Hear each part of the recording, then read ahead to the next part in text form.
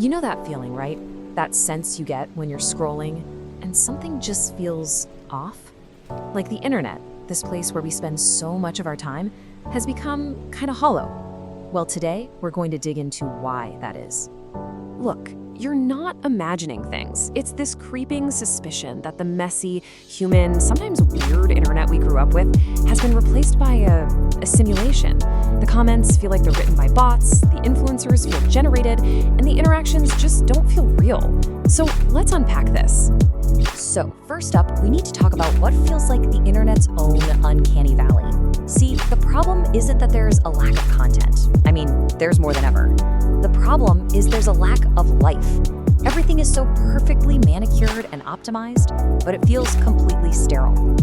And that's the strange paradox at the heart of all this. We've somehow traded all the weird, random, human stuff for something that looks perfect on the surface, but feels totally empty. You know, better lighting, cleaner edits, perfect branding. But as one writer put it, it's all dead in the eyes. Think about it. People aren't just on the internet anymore. They're performing on the internet all the time. It feels like instead of getting genuine expression, we're getting branding. Instead of honesty, we get clever positioning. And instead of a real person, we get what feels like some kind of high-functioning content machine. Which, of course, leads to the one big question that's probably nagging at you. As you're scrolling past all those bot-like comments and perfectly engineered posts, you have to wonder, is anyone real actually here anymore? So what's the engine driving this whole feeling? Okay, to really get to the why, we have to follow the money. We need to look at the economic model that all our favorite platforms are built on. The journalist Cory Doctorow came up with a term for it that is, well, it's pretty descriptive. Enshittification. It's this predictable cycle of decay that happens to online services.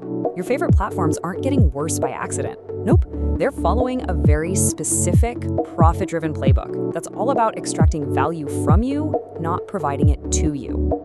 So here's how it works. It's a three-step process. First, the platform is amazing for users. It's all about getting you on board and logged in. Think about early Facebook, when all you saw were posts from your actual friends. Then, step two, they start to abuse the users to make money from business customers. Suddenly, your feed is crammed with ads and promoted content. And finally, stage three, they abuse everybody, the users and the businesses, to suck all the remaining value out for themselves. And you can see this exact playbook everywhere. Amazon started by selling stuff below cost with free shipping to get us all hooked. Now, search results are just a mess of ads, and they charge sellers these insane fees. Google search used to be so clean and useful.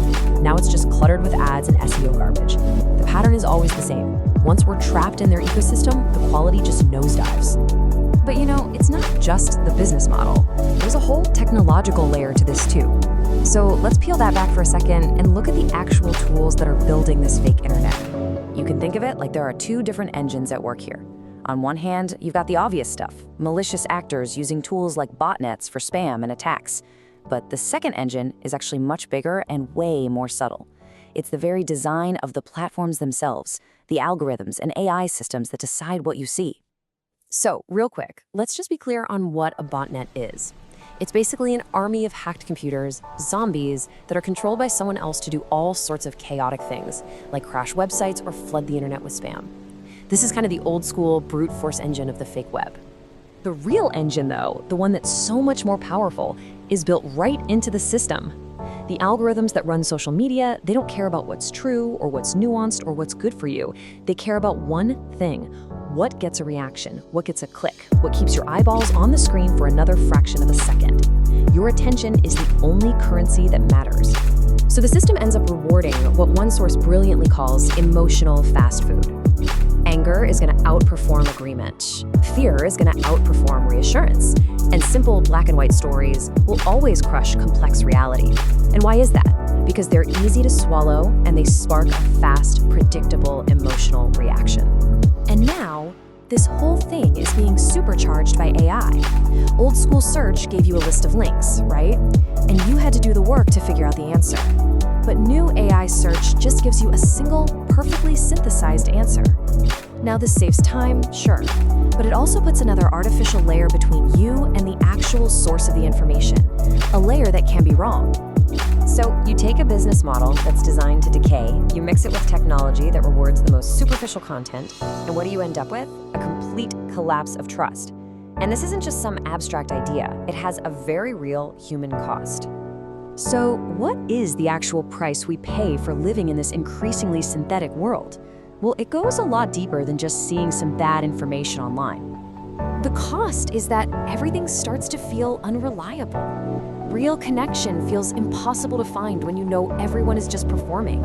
Your own creativity can start to feel pointless when an AI can spit out 1,000 versions of your idea in a few seconds.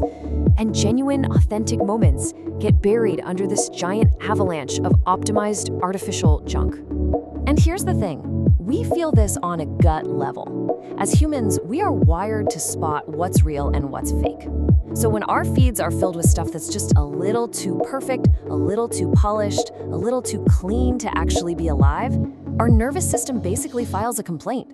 Your instincts just know something is wrong. So yeah, the internet can feel like we're all stuck in some kind of algorithmic haunted house. But, and this is the interesting part, this whole situation actually creates a surprising new opportunity. Which brings us to one final, really important question.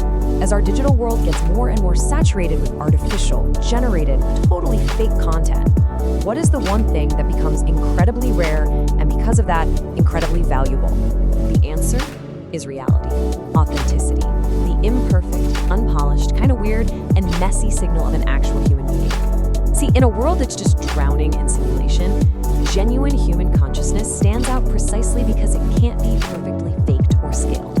So maybe this whole flood of fakeness isn't just a loss. Maybe it's a clarification.